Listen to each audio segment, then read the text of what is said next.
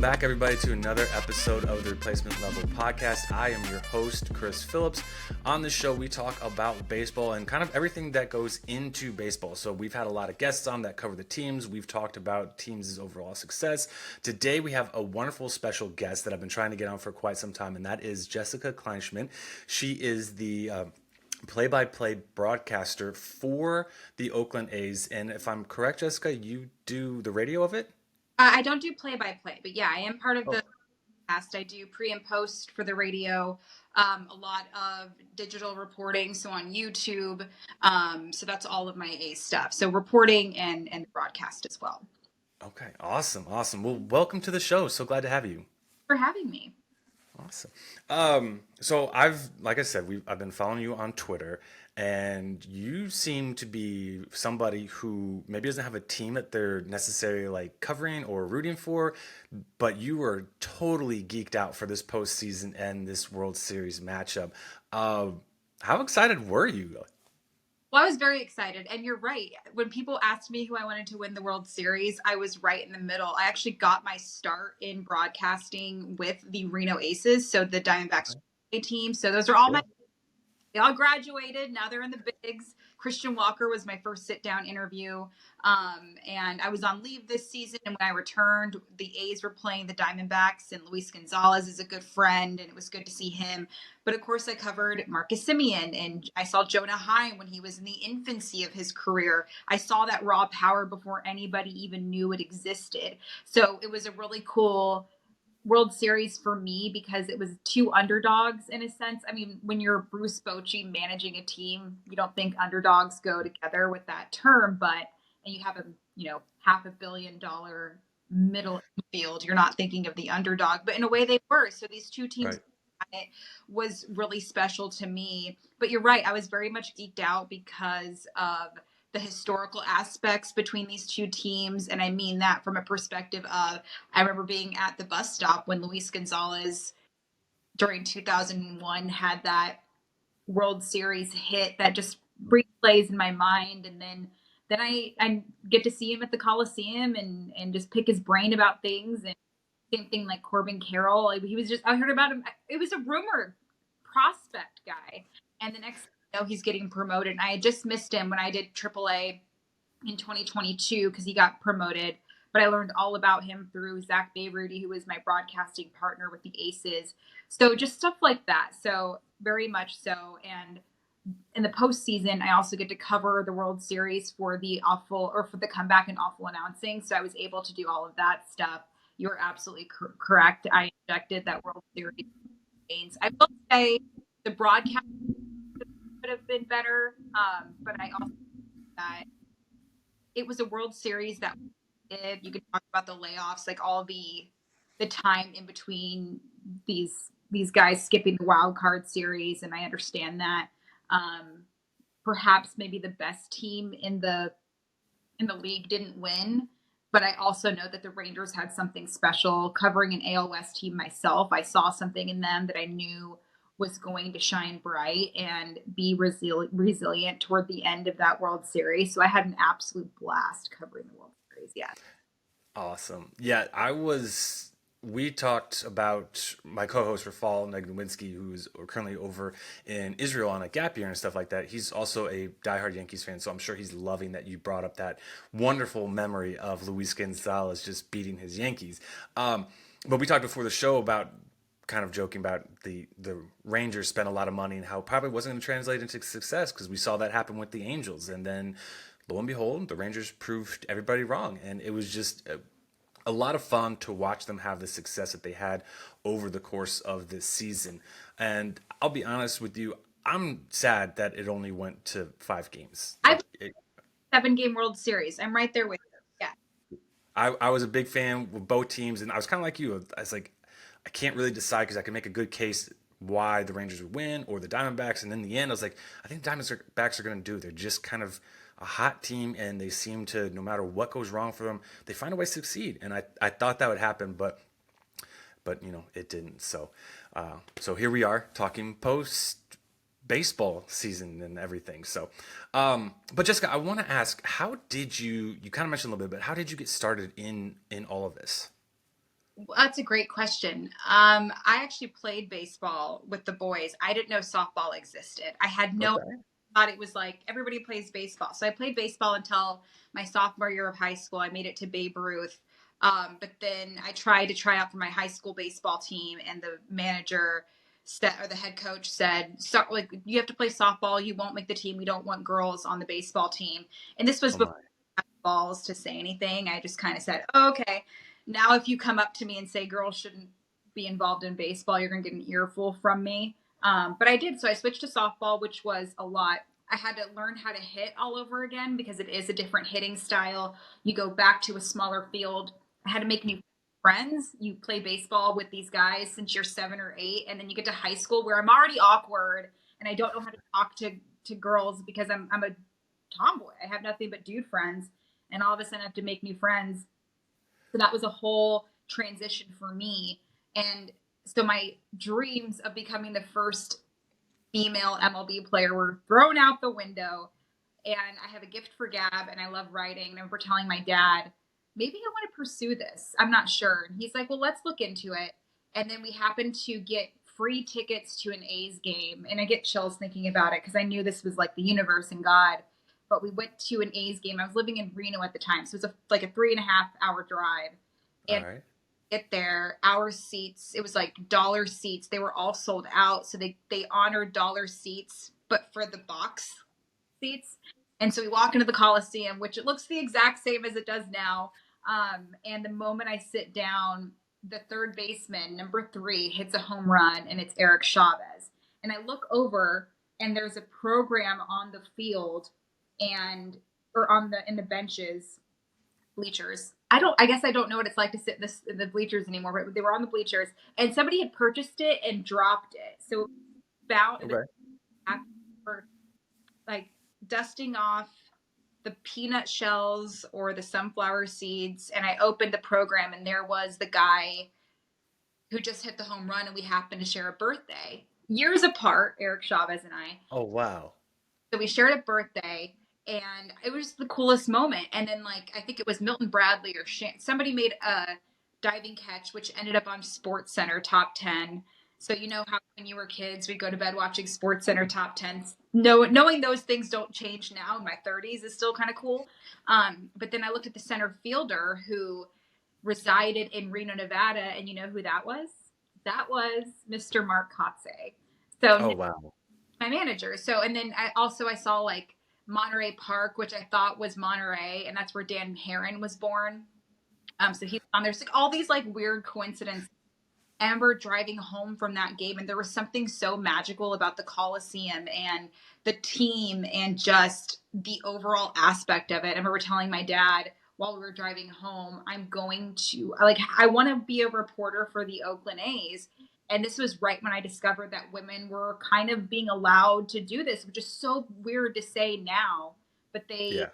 seeing women on the sidelines. I was like, I want to do that, but for the Oakland A's. And you have to have a man in your life, like my father, who said, all right, well, let's figure out how to make it happen. And that's what every woman needs in her life. So I just kind of became obsessed with it. I'd watch the A's. I would, pretend to be this reporter and think about the gift of gab. Mind you, I still had somewhat of a baseball background. And people will say, oh, well, you didn't play baseball through a certain amount. And I was like, well, I wasn't given the same opportunities as the men in my life. And if I look around the press box, the men that I'm sharing that area with, they have less baseball playing background as I do. Obviously, not when I'm on a panel with Dave Stewart and Dallas Braden, those guys. I will never have the same MLB playing record as them. But as time goes on, I knew what questions to ask because I somewhat know the mentality of it. Because I did play softball until I was 19 when I retired, which is weird to say, but that's kind of how it started. And I started blogging for fun. I created a Twitter account. So Twitter literally changed my life. I started blogging. I kept getting discovered. One website would hire me, then another website would hire me. And then I emailed Cut4. There was an opening, and MLB.com hired me. And then NBC Sports Bay Area hired me from there. And then now I'm with the Oakland A's. And then, of course, Awful Announcing and the Comeback. So it took a while, but I'm finally doing everything I wanted to do. And I'm so thankful for them at Awful Announcing, Ben Coo, because I said, I'm doing what I'm wanting to do in the broadcasting world, but I still want to create more content and create a show. I love the podcasting world, and I want to create something from that realm in sports, but isn't just sports heavy because everybody has a sports podcast. Um, Mhm. so he's like, "Cool, let's figure this out." So I'm so lucky to be able to do all that I'm doing, and same thing with the A's. Like they let me do the AAA broadcasting in 2022 with the Aces. I was one of 4 women to do that. You know, Awesome. struggle. I learned a lot. I'm not great at it. But I also know that there was a naivety that I needed to kind of embrace. And it was a lot of constructive criticism. But that's all this industry is reps and getting better. So now where I'm at right now, it's kind of where I want to be. I want to continue growing off of that, eventually go national.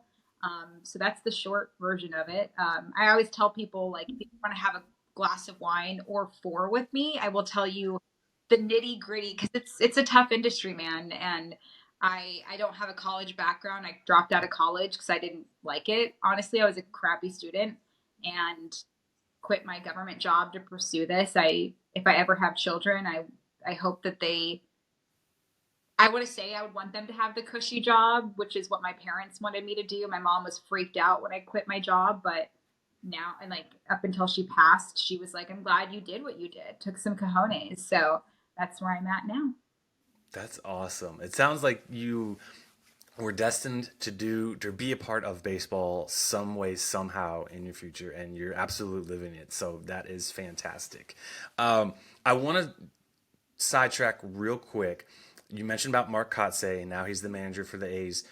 Were you surprised at all that he kind of got consideration for other managerial positions based on kind of like with this? Not at all. I feel uh, like if anything, he should have been one of the top ones. And I think about this from a broadcasting perspective. It's so difficult to cover a team that's struggling. 111 or 112 losses, how many ever we had. After the 100th loss, I just kind of stopped caring. Um, Okay. record at that point, but just to watch him grow in his managerial responsibilities was so cool to watch. I remember the first day of me showing up to spring training, and it was I got there a little bit later. I want to say it was his second week, third week of being the A's manager. And here's the thing, too, everybody I've ever spoken to who covered him as a player or played with him as a player knew Mark Kotze was going to be a major league manager, period. He just had everything figured out. People like the players went up to him and sought information from him and learned from him, and he's an extension of the players to a certain extent. His managerial door is open, but he doesn't hover. So it's so difficult to manage a team like that, and he knew that heading into it, that it was Mhm. to be the situation. Mind you, he's over there answering all the questions about Vegas. He's answering all the questions about these young guys. He's answering a lot of difficult questions that a lot of managers aren't used to answering, quite frankly. So, I mean, I didn't confirm the report that he spoke to the Mets, but if we want to talk about the reports that went there, I wasn't surprised at all because think about the Mets overall, or any team that is going through. When you use the term rebuilding, um, Mhm. confidently say the A's are going through a rebuilding stage. I don't know what the term is, but I think it's a little bit lower down from the ground up, which I think is a beautiful thing, like rising like a phoenix. But I feel Okay. like if you can manage an A's squad and let the guys be themselves, understand that there's so many young players that are discovering this. And as time goes on, we certainly had veteran players, right? We had the Chad Pinders, the Jed Lowrys, Tony Kemp, Trevor May, those 2 that I just listed, those last ones. Obviously, Trevor May announced his retirement, but Tony Kemp is a free agent, and those veteran players aren't going to be around. They still have Seth Brown, of course, but you have these guys who are 3-year players like Paulie B, Paul Blackburn, or James Caprillion, who a third year looks like that's like veteran status for any other team. So Kotz leans in on those guys, but he's such a brilliant baseball mind, an amazing attitude. And to watch what he's grown into, I wasn't shocked whatsoever. I was selfishly annoyed because I love Mark Kotz, but I also knew I wasn't shocked whatsoever. And I'm glad you asked that because I remember thinking people are probably going to be like, WTF? And I think, no, I think a Mets team from a New York perspective, I could see it being a struggle. And I think about that when the Frankie Montas trade happened. I just thought, I hope they're nice to Frankie because I love him. I also know that if you don't go 162-0, everybody hates you, and even then they want perfection out of you. So I definitely like the idea of him eventually going to a team who needs to start off at a certain aspect. And of course, going to the Mets, you'd have the resources there with Steve Cohen and all of that. So that would be a cool opportunity for him. But I also know that watching what he was able to do with those Oakland A's was really, really awesome. Yeah, I will admit that I was a bit shocked when I saw his name because, like, really, I was like, the A's weren't good this year, so I'm a little surprised. But at the same time, I was like, it's hard to kind of look at everything he does because we're not, or at least me specifically, is not behind the closed doors and in those locker rooms and stuff. So, like, From the perspective of we weren't anticipating, and I had a guest on my podcast, and he works in the broadcasting area or the broadcasting realm with the Padres. And he was complaining about what the Padres did this season. He goes, I'm sorry to complain. I know you cover the A's. And I thought, well, we weren't anticipating winning the AL West. We were anticipating these young guys getting these opportunities to grow themselves. And these veterans are getting a second chance. Like, I was shocked that we got Jace Peterson. That's a solid ass player. He, of course, bring those numbers that maybe I was anticipating. But those are the things that you think about. They get a second chance with the Oakland A's. Aledmys Diaz, I loved watching him from afar across the diamond. Another veteran presence who really helped the younger guys, and him and I have talked about that. So it's those types of things that I think about. And if you throw those numbers out the window, and the AL West was funky. I think the yeah, A's mathematically were eliminated in August, which shocked me because of the overall market and overview of that division. So that's where I come from. What are these kids learning? What are these young players hoping to gain? And a lot of times you can't go toward the numbers. You have to get their major league experience because a lot of them are inexperienced. And that's not a negative term. It just is what it is, the exposure that they have. And they're not young, like Ryan Noda. That was probably the best Rule 5 draft we could have gotten since Mark frickin' Canna. And that's huge comparison right there. So it's just stuff like that we get to see. And it makes me romantic about the game all over again, and how Tony Kemp was embraced by the Oakland community. And no matter who we're playing, there's a former A on that team, and just little nuances like that. So once you throw the wins and losses out the door, and I know I'm talking like super girly about it, but we couldn't grasp on those wins and losses when they're not there. So we have to find the other things to grab on. sure, sure. And I love that you're just being authentic and just kind of letting it all go and sharing everything, and not necessarily like doing the whole like, I'll give the PC standard answer. Like, I love the authenticity and the passion that you're bringing here and talking about these guys and everything. So keep it up, like, for sure. Don't hide that. That's the one reason I was in I did an interview once, and I feel like authenticity saved my career or jump started it, because the guys trust me more. They know I'm an extension of them. They know I'm not going to BS it. And if they don't want me to say something, I won't. But I also know that, like, I when you're in a club, that's their domain, and you're in there every single game. I didn't travel with the team, but every single home game, so 80 whatever games it was, hmm get to see the nuances that occur. And it's stuff that, like, obviously the A's weren't heavily covered as far as like different avenues and platforms and media outlets, but I also knew that was kind of a golden opportunity for me, because it was a historically bad season, and that means it was historic, right? So I feel like there were times that people would come up to me and say, this must be a really tough season for you. And it was, like, from a personal level, I had a whole personal thing that happened. But at the same time, like, every single, like, the clubhouse was pretty loose, all things considered, and not in an immature way. It was loose, in fact, where they all knew what they had to do, and they had to work on themselves a lot, because as a team, they got along so well. It was so easy to see all those guys get along. Even, the younger guys are just as prepared emotionally. Like Zach Geloff arrived, and I had to remind myself that this was his first season because he just presents himself so beautifully, and a lot of the highly touted prospects showed up and showed out. I think like Tyler Soderstrom certainly struggled. I think he needs some stuff to figure out, but you also get to see that from a perspective of us being able to concentrate on that stuff, like the wins and losses. We know what happened. So why put all of our money and all of our attention on what just happened and take the nuances away? It made me a damn good, like a better reporter and a better broadcaster because I see those little things. Because at the end of the day, like I don't want to go up and asking them a boring ass question. It just doesn't work that way. How am I supposed to do my job if I'm asking you the same thing after every single loss? And it's a lot of what did you learn? What can you improve on? What are your actual emotions right now? And then knowing that there will be a lot of losses, so I have to present myself in a specific way, in a respectful way, and understanding what they're going to gain from it.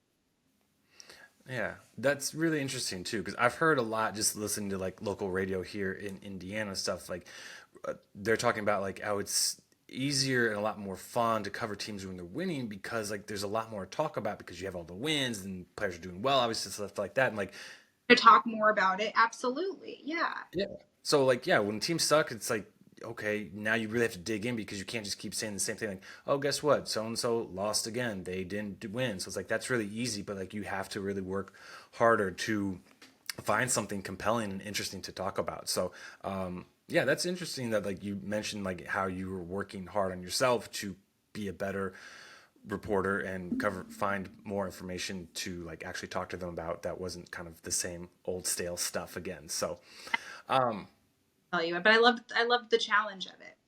Yeah. yeah, I want to ask, you mentioned about your time being with MLB.com. What can you like? What was that like? Can you tell us a little bit more about that time?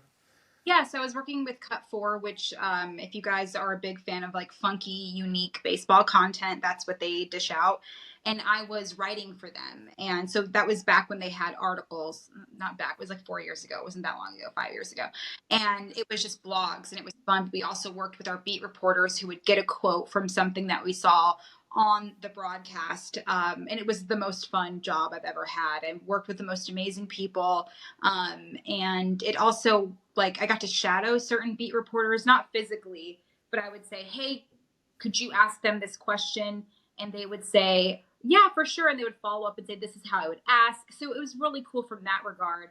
And then it really helped, like, just put my name on the baseball media page. And they also gave me a show, like a YouTube fun show, which was such a blast. I loved that as well. People really loved it. And it was female hosted and female produced, which I thought was really cool with Gemma Kaneko, who's just like the most amazing woman in the world. So that was cool for both of us. When I left, I was in tears. I knew I had to go like to NBC. It was a great opportunity, but I remember leaving Cut for MLB.com just like so sad because it was such a beautiful thing. But, you know, I'm still doing stuff. I'm still close with a lot of the people that I worked with through MLB.com, learned a lot from them because Cut 4, as fun as and relaxed as it was, you still had to like stay true to the reporter vibe, to understand journalistic ways and integrity to a certain extent. But it was also really cool to show a different side to baseball. And I remember Ron Darling just this past season walked up to me and he shook my hand. He was like, you are so much fun. Like you are so good for the game because you introduced fun into it. I had no idea Ron Darling knew who I was. Of course, that means the Mets were in town. And one of the camera guys looked at me and I was like, you saw that Ron Darling just like introduced himself to me. And it's also a bonus because my mom, rest her soul, she didn't know a lot about baseball, but she grew up in the 80s where she watched a lot of baseball. And so she knew who Ron Darling was. So when I was able to tell her like Ron Darling, she goes, oh, I actually know who that is. So just kind of cool stuff like that. And I got to do that. And it's because to know like somebody from a different generation, different era of the game appreciated what I was doing.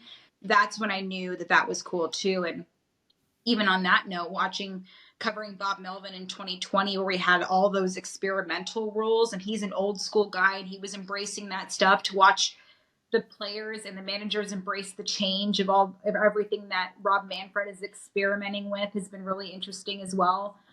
So just stuff like that has been really cool. Nice. Um, so I want to ask something. This is be more like, I guess, more like, I don't know. But just obviously in learning and growing this thing, like there are things that come up, either topics or whatever that, people are saying, hey, we can't really talk about this or anything like that. I'm guessing that is a challenge to kind of get used to and everything. I'm not sure if that was like the biggest challenge, like you kind of, Kind I'm sorry? of like when I interview a player. Whether it's an interview player or if you're on a show and there's like certain topics that you can't like talk on because the company's like, hey, we're not, don't bring this up, like avoid it or anything like that.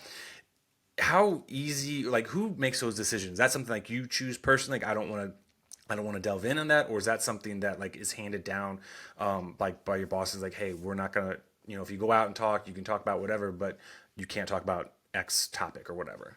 I don't feel like comfortable talking about this subject, to be honest. Okay. Yeah, no problem. Well, one other question I'll ask, and like growing in this business, what is like one of the things that was the most challenge for you in getting in here?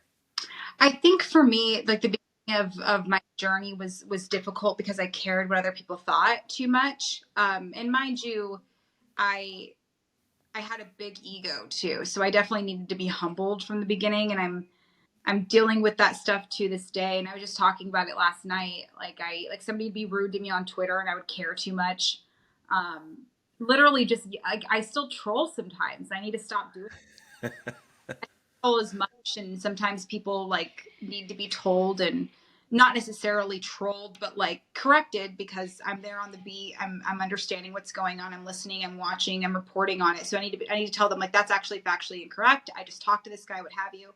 But like a lot of people that would troll me, I would see that they would have, there was one guy in particular, he would always just tweet about me, and now he has a radio show through his university, a sports radio show, and I'm like, I can't believe that they're giving him this.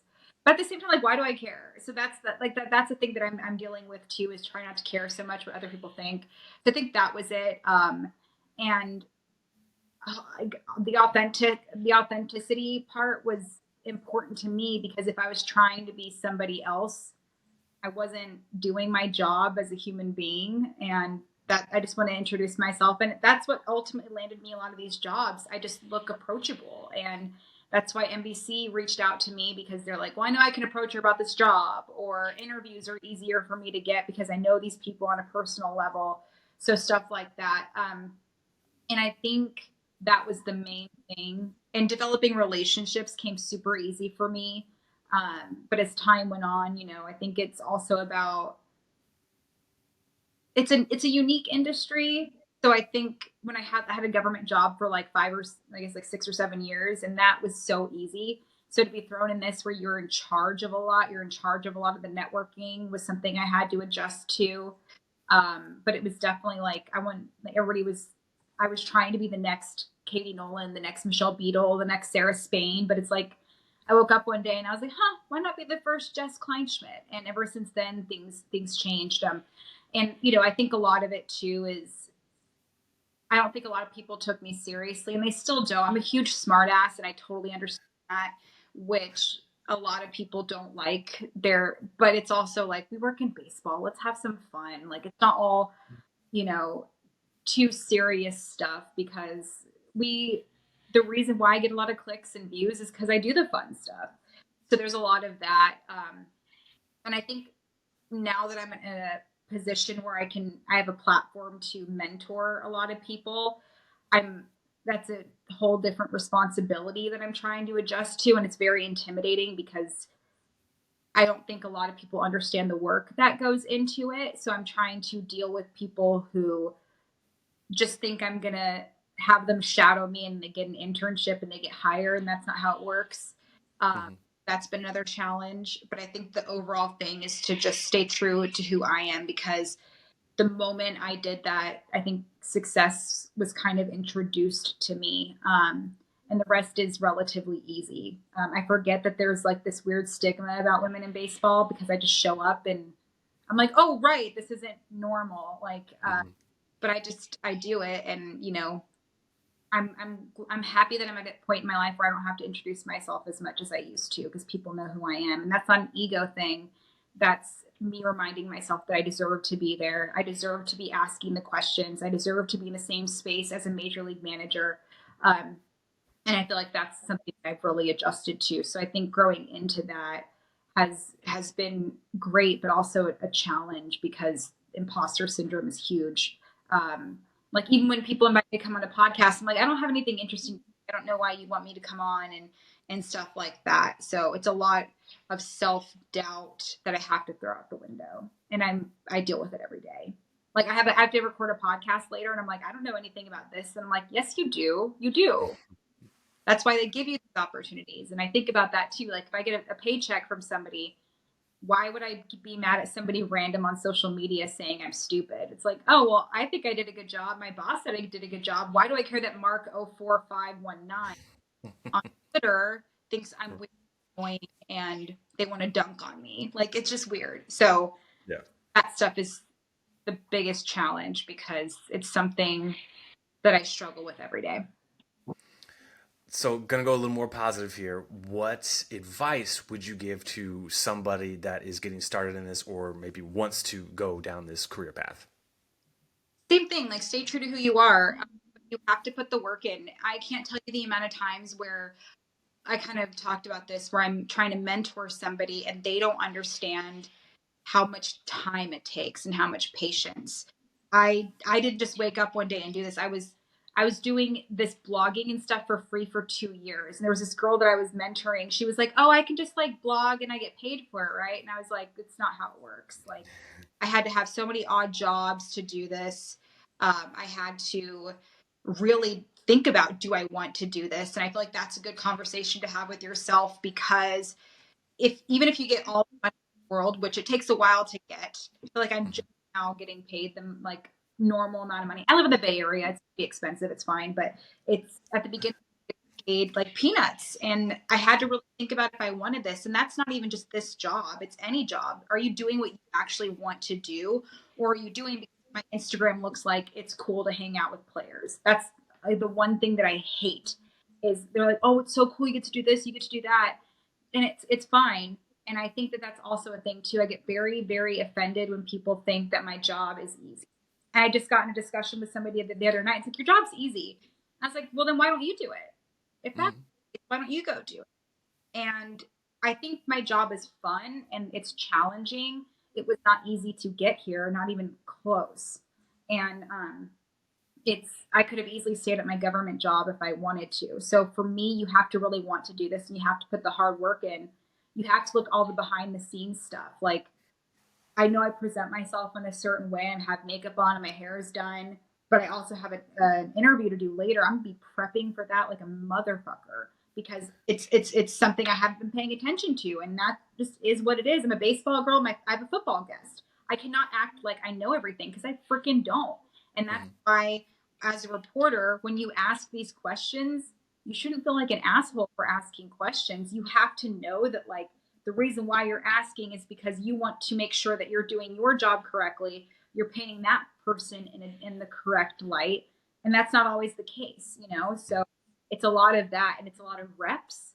I have been on camera for 5, 6 years now, and I feel like I'm still trying to get better at it. And Okay. that's definitely something too. Um, I think you also have to remind yourself that if you work in sports, you're going to have to say goodbye to your social life a lot.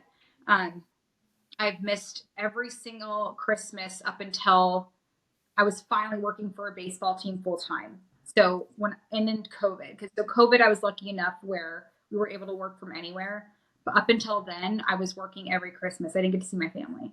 I missed a lot of weddings. I've missed a lot of births. I've missed a lot of birthdays. I've missed so many things because of this job. And if you don't work in with a team 24/7, sometimes you don't get it. Um, Hmm. Luckily, I was working with the A's and they understood everything. It, it's a lot. Like my mom passed away this year, and I had to, and all I want to do is get back because I missed this game. I missed. I missed being around my other family. And it's just amazing. So all of the crappiness certainly is whatever when you do what you want to do. And it's a long season too. Work in baseball. One of my best friends, Danny Wexelman, she does everything under the sun in baseball, but she cannot do a beat reporting team. She's like 162 is not for everybody. And we hear that from a broadcasting perspective too. Like it's a long season. And I hate when people are like, oh, it seems easy. It's fine. You get to be around baseball today. We have to fucking grind, dude. We've got to Sure. be up super early. And I have to put in extra work because I have to curl my hair and put makeup on. The guys don't have to do that. It's a whole thing. While Mhm. and just that's the other thing too. Like women have it a little bit extra hard because we have to look a certain way and present ourselves in a certain way. So I think you really have to decide if this is what you want to do. And I'm also a big advocate of doing what you want to do.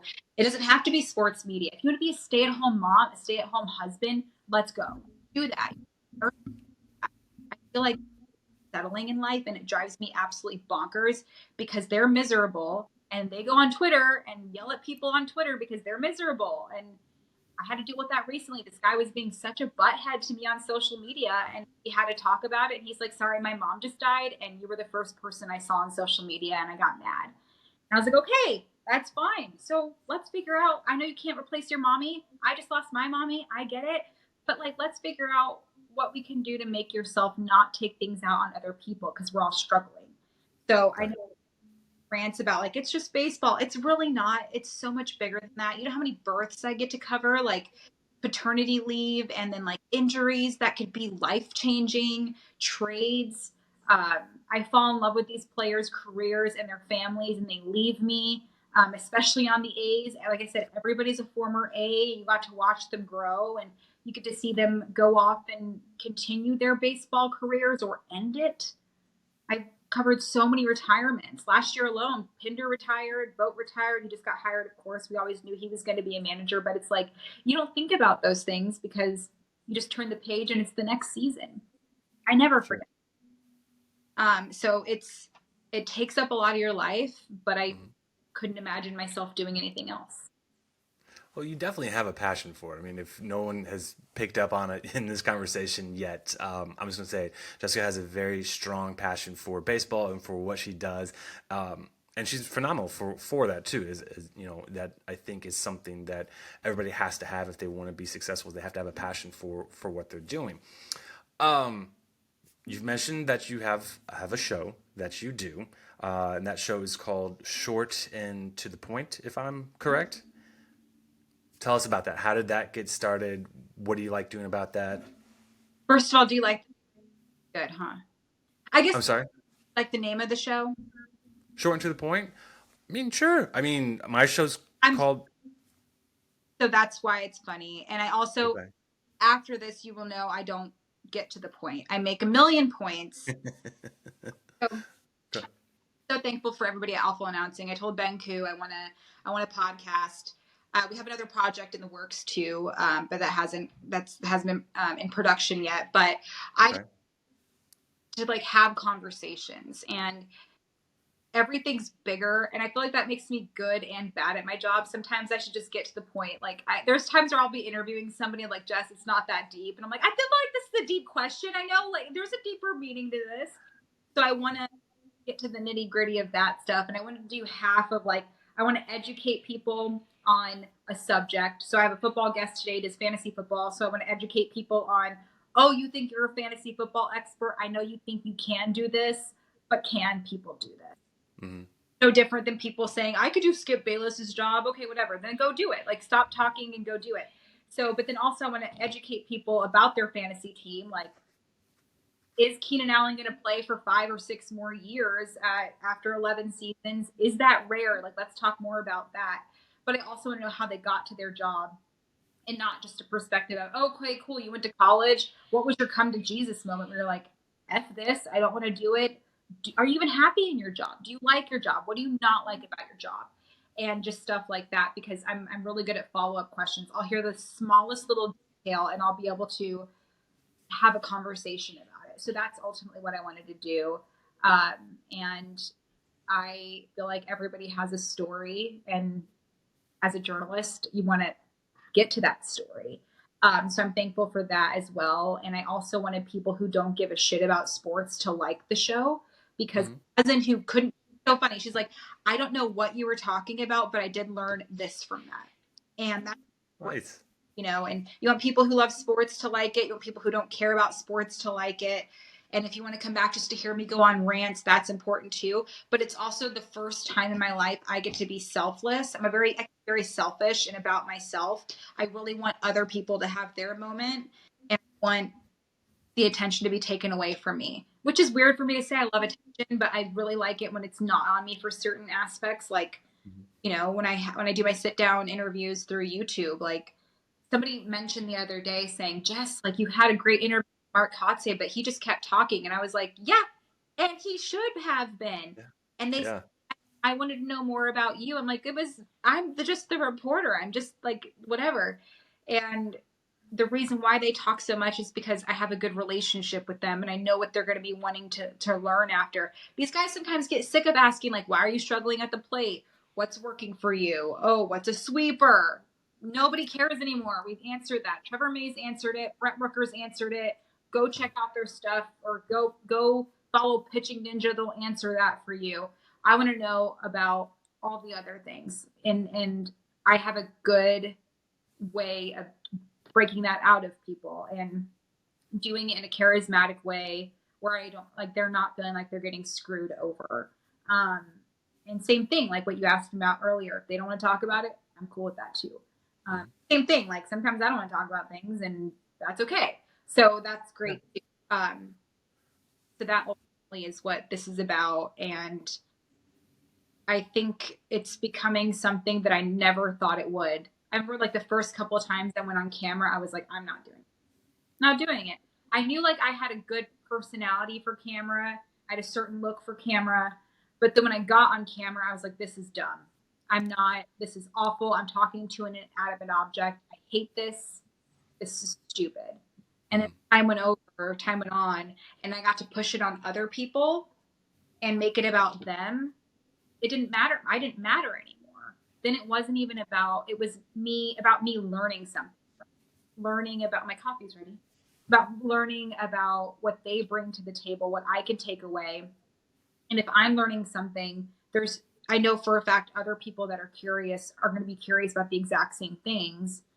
So why not ask those questions as well? So that's Fair. important to the point is about. And yes, I do not have short conversations. I should. A producer friend of mine was like, your conversations are a little long. I'm like, I'm sorry, but when we're in the middle of a beautiful conversation, I'm not going to be like, oh, I know you're talking about your childhood, but we're going to have to cut this off. Like, I'm not going to do that. So that helps I to get to a relationship with somebody via a Zoom conversation or StreamYard conversation, and they get to tell me all these beautiful things. It's amazing. That's the Mhm. thing. And then you have a relationship with that person for life. Yeah. Yeah. So if you want something cringeworthy to listen to, way back, last March Madness time, we actually got Dave Sims of the Seattle Mariners on the show, and it was like I Wonderful. think, yeah, I think it was like one of the first guests we had on the show that wasn't like a friend of ours. They were like, oh, special guest. But yeah, if you, like I said, if you want something cringeworthy, you could check that out. It was a short one, and I definitely got very much humbled and kind of, not, this is going to make it sound bad about him, but there was a question I was trying to ask him, and he's like, get to the point, Chris, and everything like that. And I was like, okay, fine. I just ended it. And like afterwards, I told my co-host, because he wasn't there, I was like, you can roll this if you want to. I'm fine with it. But I was like, it stuck with me ever since. And But like, it helped you, right? yes, yes. And if I it's going to humble you, it might as well be a legend like Dave Sims. mhm. Yeah. So and quite honestly, like I've paid a little more attention to his broadcasts. Like, I was like, okay, is he like short and to the point? And I just kind of like missed it and everything, and like listened to him. Plugging my interview or my show again, but you're right. There's certain people that give me constructive criticism. So if I'm getting mad at Mark 0415 whatever, he's telling me I suck. But if like one of my broadcast partners say, Jessica, there's something you need to work on, I'm gonna listen to them. Sure. If Dave Sims tells me point, my ass is getting to the damn point. If Yeah. you're weird and annoying and what have you, I'm gonna like let it go.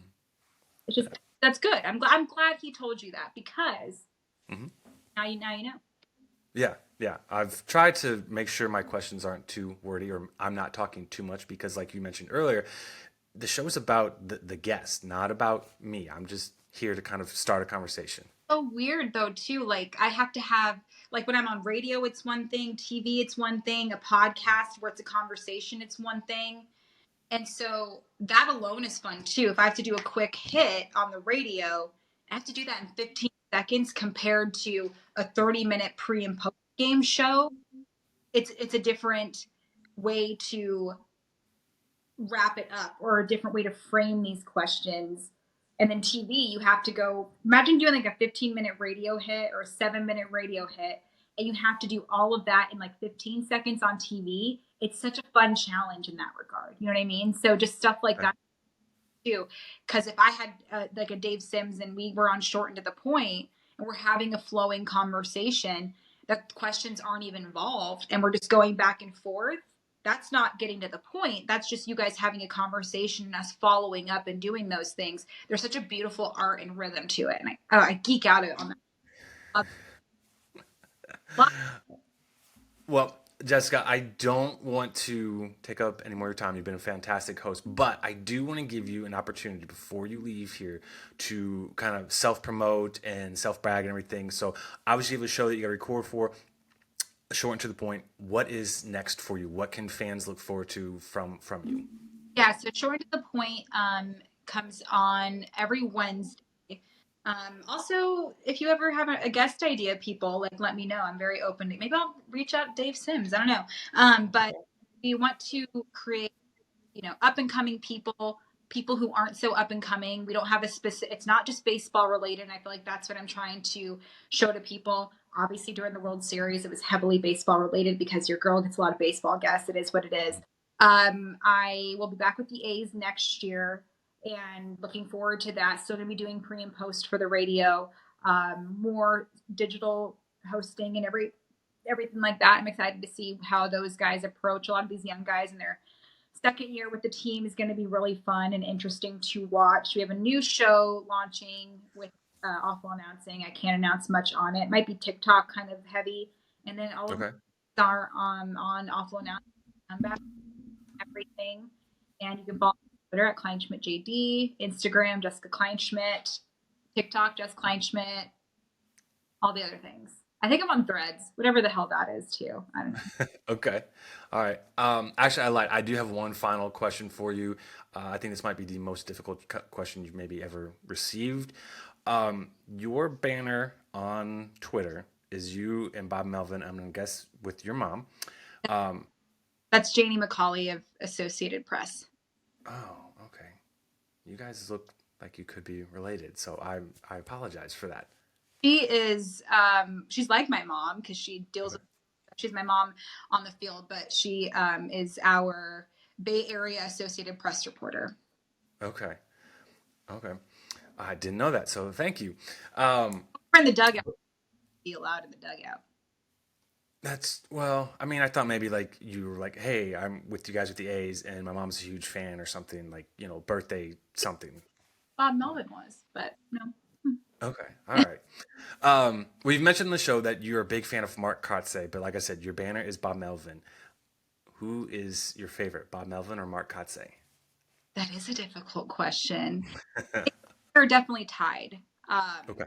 Bob Melvin was my first manager and taught me how to be a journalist. And Kotze, I feel like Kotze definitely like has grown a lot, and I feel like we've both learned from each other. And Kotze definitely helped me a lot this season personally. Obviously, I dealt with the death in the family, and he definitely helped me with that. So they're definitely tied, and they're my favorites for two different reasons. Okay. All right, fair enough. And I will say this: my condolences to you in the loss of your mom. My mom also passed away this year as well too. So, oh, thank you. All right, we'll leave it on positive notes. So it's a tie between Bob Melvin and Mark Kotze for you. So, I maybe guess, go on a limb here. If Kotze delivers a World Series for the A's, is that going to move him up to where he's your favorite over Mr. Melvin? No. No. Okay. I mean, I went to the postseason with Bob Melvin, but that didn't change anything. Okay. Yeah. All right. All right. Well, again, Jessica, thank you for coming on the show. It was fantastic having you on here. You are a treat to have on here. So much to learn from you, and it was wonderful chatting with you. For all our fans out there, I know she mentioned it, but I'll re-mention it again. You can find her on Twitter at Kleinschmidt JD. I'll be honest, Jessica, I forgot all your other social media Okay. titles as well. Google me. Okay. Yeah. You can follow us on Twitter at Replacement Level 1. You can follow my co-host Rafal Negnowinski at RafalN613. By the way, he is doing fine. For those who are curious about him, like I said, he's over in Israel. And he's doing fine. He's safe over there, no problem still, which is great. You can follow me at C_Phillips_13. You can find the show on YouTube. You can find it on Spotify. You can find it on Apple Podcasts and pretty much anywhere else you can listen to great baseball content. We are there. So thank you again, Jessica, for coming on the show. And everybody, we will talk to you guys again later.